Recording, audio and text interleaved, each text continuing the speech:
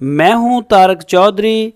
DGF livestock channel को subscribe कीजिए और बेल आइकन को प्रेस कीजिए हमारी नई वीडियो को सबसे पहले। दोस्तों मंडी ਦੇ ਵਿੱਚ ਅਸੀਂ ਆਏ बुद्ध मंडी ਦੇ ਵਿੱਚ फिर रहे हैं जिदा कि तुम अक्सर सानू देखते हो बुद्ध मंडी का ਅਸੀਂ विजिट करते हैं। और दोस्त मेरे नाल पिछे हट पिछे अच्छा मेरे नाल दोस्त ने नाम की अपना शराफत अली भाई इन्होंने पुछते कि जगह तो आए ने मियाँ चनू तो और कि नस्ल तुम लैके आए हो साहिवाल चोलस्तानी वगैरह। दोस्तों पुछते हैं इन्होंने की रेट शेड ने और तुहानू इन्हों माल भी दिखाने।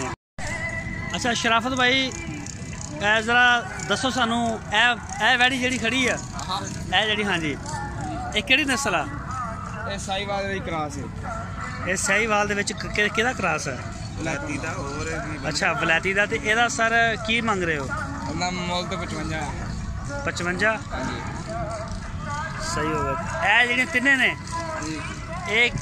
ने भी क्रास ही ने साहिवाल सहीवाल का वलैती ना क्रास है चोलस्तानी तिना का की मंग रहे हो एक 1,10,000 रुपया यानी कि 33-35,000 36,000 तो वह परलियां भी तुहाडियां ने। हाँ जी भी अपनी। अच्छा जी यह भी जो माल तुम देख रहे हो दोस्तों ये भी शराफत भाई हुणा दा ने ते ए जोड़ी सर एदा की मंग रहे हो जोड़ी वाली नंबर ते जोड़ी दा हाँ जोड़ी दा 1,10,000 सारा क्रास है प्योर साहिवाल नहीं है सही। और भी छोटे की हाल है तेरा। अच्छा जी इधर आ जाओ शराफत भाई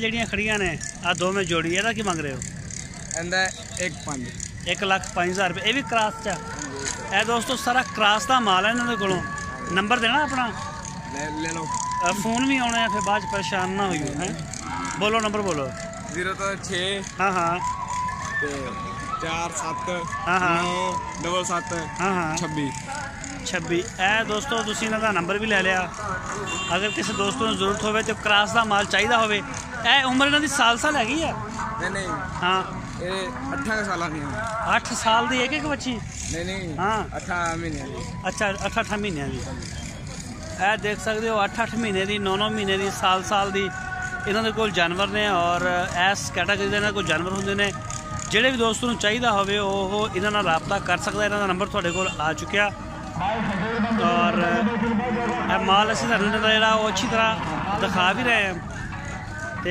इन्होंने रबता कर सकते। ठीक है शराफत भाई बहुत मेहरबानी सर शुक्रिया तुम टाइम दिता।